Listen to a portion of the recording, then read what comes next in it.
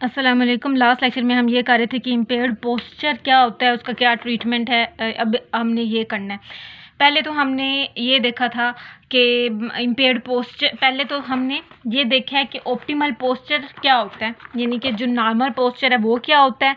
Book से मैंने आपको बताया कौन कौन सी डेफिनेशंस जो है अच्छे से करनी है। उसके बाद इम्पेयर्ड पोस्चर क्या होता है और इम्पेयर्ड अब क्या होता है। दूसरी बात कि ऑप्टिमल पोस्चर से जब डेविएट कर जाएगा, यानी कि जो अच्छा पोस्चर है, जो सही पोस्चर है, जब वो नहीं रहेगा, उससे हट जाएगा, तो फिर क्या कंडीशन होगी ये डिस्कस किया। और वो किस वजह से डेवलप हो रही है, क्या बोन के अंदर, कार्टिलेज के अंदर क्या चेंजेस आ रही हैं, ये सारी बातें की हमने। अब उसके बाद फिर हमने कहा कि कंडीशन जो है associated with posture, specially spine के रिलेटेड, यानी कि अगर पोस्चर प्रॉब्लम है तो उसकी वजह से स्पाइन की कौन सी कंडीशंस जो हैं वो अराइज हो रही हैं, क्या उसकी वजह से स्पाइन के प्रॉब्लम अराइज हो सकते हैं, ऑस्टियोपोरोसिस डेवलप हो सकता है। अब एक थोड़ी मेरी बात आपने याद रखनी है, चीज़ें इंटरलिंक्ड होती हैं, यानी कि एक दूसरे से रिलेट करती हैं। अगर तो ऑस्टियोपोरोसिस हो रहा है ना, उसकी वजह से पोस्चर जो है वो ख़राब हो सकता है, इम्पेयर्ड पोस्चर होता है। और अगर पोस्चर ख़राब है तो उसकी वजह से भी ऑस्टियोपोरोसिस हो सकता है। चीज़ें इंटरलिंक होती हैं, रिलेट करती हैं एक दूसरे के साथ। कैसे है कि ऑस्टियोपोरोसिस अगर हुआ, बोन वीक हो गई है, और अब बोन इतनी वीक हो गई है कि वेज फ्रैक्चर होता है, ख़ास तौर पे वेज शेप में फ्रैक्चर जो है ना, फ्रैक्चर होने की वजह से उसको हम वेज फ्रैक्चर का नाम दे रहे होते हैं। तो अब ये देखें, ये इस तरह नॉर्मली थोरेसिक वर्टिब्रा पड़े होते हैं। अब इनमें से जब एक का फ्रैक्चर हो जाएगा यहाँ से इस तरह, तो ये नॉर्मली ऐसे थे तो ये इस तरह हो जाएंगे, तो पोस्चर तो हो गया ख़राब। और अगर किसी का पोस्चर ख़राब है तो उसकी वजह से जो लोड पड़ रहा है वो बायोमैकेनिक, जो यहाँ पे बायोमैकेनिकल प्रिंसिपल नॉर्मली हमारी बॉडी के ऊपर एक्ट करते हैं, और जो लोड पड़ रहा है वो ठीक नहीं है, उसकी वजह से हमारे बोन के ऊपर एक्स्ट्रा स्ट्रेस पड़ेगा, उसको कोप अप नहीं कर पाएगा, जिसकी वजह से स्ट्रक्चरल चेंजेस आएंगी। और जब स्ट्रक्चरल चेंजेस आएंगी तो फिर ऑस्टियोपोरोसिस जो है वो काज करना शुरू कर देगा।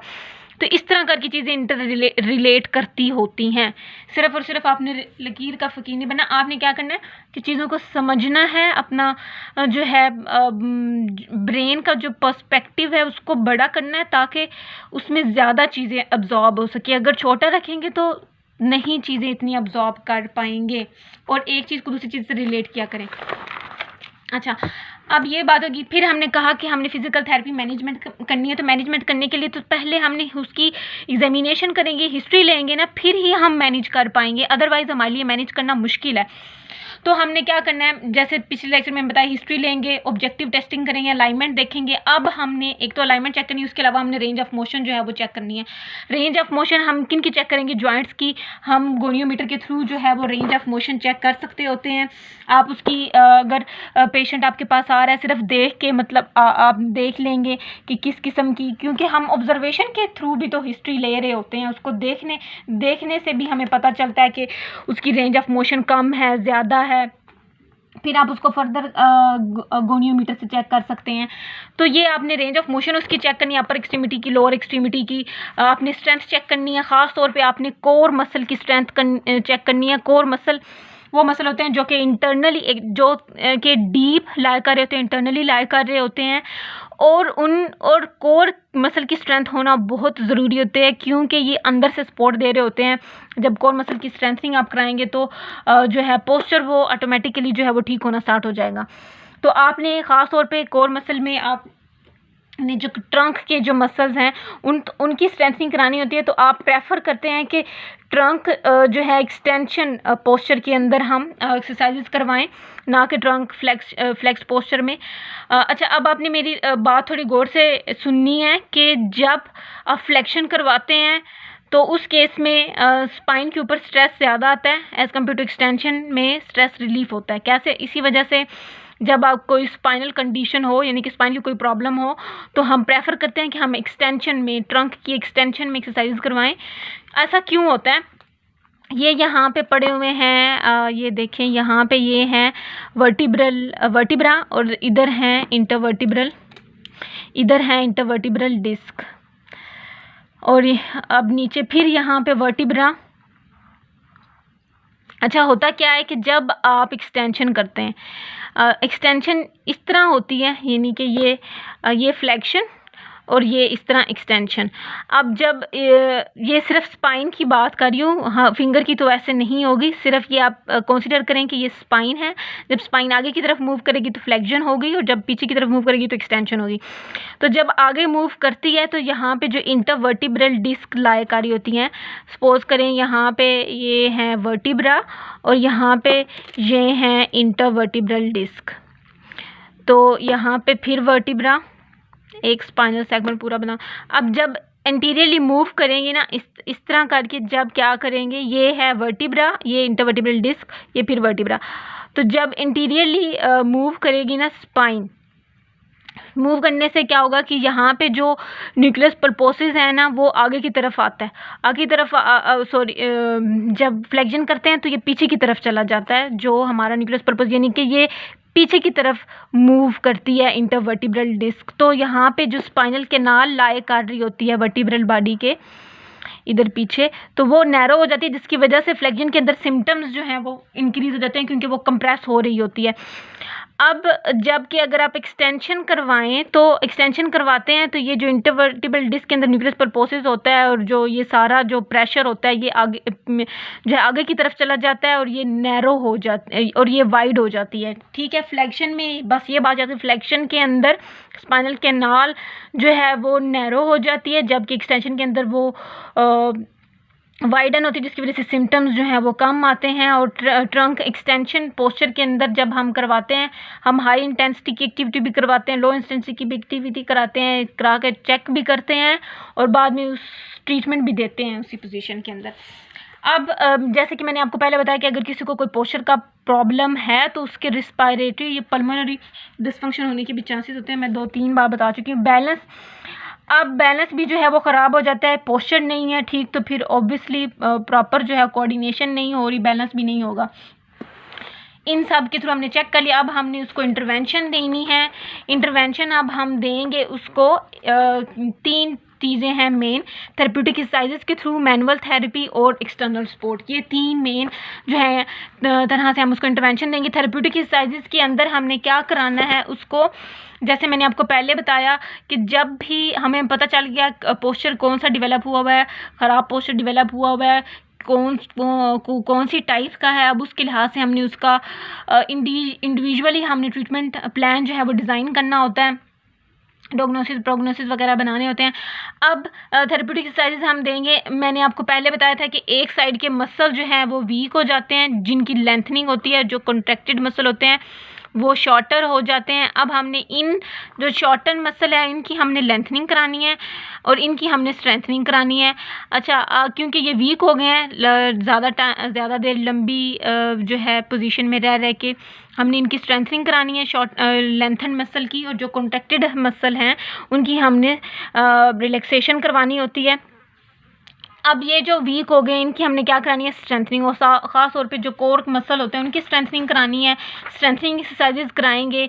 इसके अलावा स्ट्रेंथनिंग एक्सरसाइजेज हम ख़ास तौर पे रेजिस्टेंस थोड़ी बहुत दे के हम एक ही दिन तो नहीं ना इतनी ज़्यादा रेजिस्टेंस देते हैं, आहिस्ता आहिस्ता करके प्रोटोकॉल बनाते हैं। और हमने ये भी कंसीडर करना होता है कि इसकी एज जो है वो थोड़ी ज़्यादा है और साथ में दूसरी कंडीशंस भी हैं, तो उस केस में हमने उसके अकॉर्डिंग जो है लोड डालना होता है। अच्छा, इसके अलावा हम क्या कराएंगे उसको, एक तो हमने कोर की स्ट्रेंथनिंग करानी है, हमने पोस्चरल एक्सट्रीमिटी की पोस्चरल एक्सरसाइजेज जो है वो करवानी है। एक्सट्रीमिटी जो है हमारी लोअर लिम और अपर लिम दोनों जो हैं इनको हम एक्सट्रीमिटीज़ कहते होते हैं। और अंदर वाला ये जो पार्ट है हमारा हेड और ये ट्रंक, जहाँ पे हमारी 3 कैविटीज़ आती हैं, थोरैसिक कैविटी, एब्डोमिनल कैविटी और पेल्विक कैविटी, ये सारा ट्रंक है। तो इनकी हमने क्या करानी है, एक्सरसाइज करानी है। इसके अलावा हम क्या कराएंगे, स्पेसिफिक स्ट्रेचिंग देंगे, जो शॉर्टन मसल हैं उनकी हमने स्ट्रेचिंग करानी है। और इसके अलावा इंजोरेंस एक्सरसाइज करवाएंगे। इंजोरेंस एक्सरसाइज हम करवाएंगे ताकि मसल के अंदर थोड़ी इंजोरेंस पैदा हो, बर्दाश्त करने की एबिलिटी हो पेन को, और पोस्चर को वो मेंटेन कर पाए, पेन को कम कर पाए, इतनी ज़्यादा जो है पेन काज ना करे। अच्छा, अब उसके बाद हमने मैनुअल थेरेपी, जहाँ पे मैनुअल थेरेपी की बात करेंगे तो इसमें 2 चीज़ें आती हैं, एक तो मैनिपुलेशन आता है और दूसरा मोबिलाइजेशन होता है।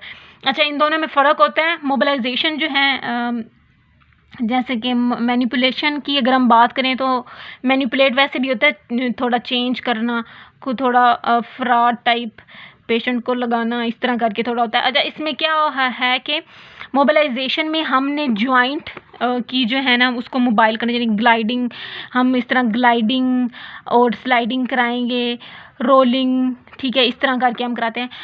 मोबिलाइजेशन में ये है यानी कि हमने जॉइंट को मोबाइल करना है, और मैनिपुलेशन में हम क्या करते हैं कि शॉर्ट और थ्रस्ट और ज़ोर से करते हैं। ये जो मोबिलाइजेशन होती है ना, ये नॉइस जो फिजियोथेरेपिस्ट होते हैं और जो जिनको भी इतना टाइम नहीं है, 2-2 साल की प्रैक्टिस है, तो वो मोबिलाइजेशन बड़ी इजी से करा सकते हैं। लेकिन मैनिपुलेशन जो होता है ना, एक ट्रेंड फिजियोथेरेपिस्ट कराता है, क्योंकि हमने इतना ज़्यादा फोर्स नहीं लगानी होती इसमें कि आप पेशेंट को फ्रैक्चर काज कर दें, या फिर उसका टेंडन का टीयर हो जाए, या लिगामेंट टीयर हो जाए। तो आपने ये बात जो है कंसीडरेशन में अपने लेके आनी होती है। तीसरा, हम मसल एनर्जी टेक्निक करवाएंगे। मोबिलाइजेशन के साथ हम सॉफ्ट टिश्यू मोबिलाइजेशन कराएंगे, और जॉइंट की भी मोबिलाइजेशन कराते होते हैं, सॉफ्ट टिश्यू की भी मोबिलाइजेशन कराते होते हैं। इसके साथ कॉन्ट्रैक्ट रिलैक्स वाली टेक्निक हम यूज़ करेंगे, ख़ासतौर पे PNF। तो मसल एनर्जी टेक्निक के अंदर क्या होगा कि हम पेशेंट को खुद भी कहते हैं कि कॉन्ट्रैक्ट करे, मसल के अंदर इट सेल्फ खुद एनर्जी जो है वो प्रोड्यूस हो रही होती है, जिसको हम फिर मसल एनर्जी टेक्निक कहते हैं। ये हमारे पास ट्रीटमेंट प्रोटोकॉल है। इसके अलावा हम उसकी डाइट को मॉडिफाई करेंगे, हम उसको एजुकेशन देंगे, हम उसकी जो है एक्टिविटी को इन्हेंस करेंगे, फिज़िकल एक्टिविटी को इंक्रीज़ कराएंगे। तो ये सारी जो है इंटरवेंशन है। अब एक्सरसाइज इंस्ट्रक्शन रिसोर्सेज, अब वो एक्सरसाइज की जो इंस्ट्रक्शन पेशेंट को देनी है वो किधर से आएंगी? ये तो आप देंगी, फिजियोथेरेपिस्ट देगा। इसके अलावा हैंड आउट होते हैं, परफॉर्मर्स, पेजेस होते हैं, उनके ऊपर पिक्चर बनी होती है कि आपने मतलब इस तरह मूवमेंट करना है, फिर इस तरह करनी है, इस तरह करके। या फिर आप उनको वीडियोज़ का कह सकते हैं कि वीडियोज़ देख लें डिफरेंट, इनके थ्रू आपने उसको इंस्ट्रक्शन देनी होती है। सबसे बेस्ट इंस्ट्रक्शन आपको उसको खुद दे सकते हैं। इंटरवेंशन आपने उन इंटरवेंशन वो वाली देनी है जो कि उसके ADLs को, जो उसकी एक्टिविटी ऑफ डेली लाइफ को टारगेट करें, यानी कि जो उसकी एक्टिविटीज़ डेली लाइफ की इफेक्ट हो रही है ना, उन्हीं को आपने देखना है, ताकि वो अपनी एक्टिविटीज़ कर पाए जो एक्टिविटीज़ नहीं कर पा रहा। ये ना हो मसला कोई और है और ट्रीटमेंट आपका कोई और दें। तो इसके अलावा हमने क्या करना है, ये 2 बातें होंगी। अब एक्सटर्नल सपोर्ट हमने देनी है, यानी कि एक्सटर्नली हमने एक ऐसी जो चीज़ है वो एडमिनिस्टर करवानी है ताकि उसकी बॉडी को सपोर्ट मिले। तो उसके लिए हम क्या करते हैं, डिफरेंट ब्रेसेस जो हैं वो दे सकते हैं, जैसे कि यहाँ पे एक्स टेपिंग है, वो हम करवा सकते हैं ताकि बैक को जो है सपोर्ट मिले। स्पाइनोमिड जो है वो हम दे सकते हैं, इससे स्पाइन अच्छी भली जो है वो उसको सपोर्ट मिलती है। इसके अलावा हम ब्रेसेस डिफरेंट दे सकते हैं, पोस्चर कनेक्टर वगैरह दे सकते हैं, जिसके थ्रू हम पेशेंट को ट्रीट करेंगे। और अगर आप अच्छे से हिस्ट्री लेंगे और अच्छे से डायग्नोसिस बना के उसको ट्रीट करेंगे तो ऑब्वियसली आपका पेशेंट जो है वो रिकवर कर जाएगा। आपको रिकवरी उसकी with in a few weeks आप उसको देख सकेंगे। ये चैप्टर कंप्लीट हो गया है। अगर कोई क्वेश्चन है, अगर कुछ नहीं समझ आया तो आप पूछ सकते हैं।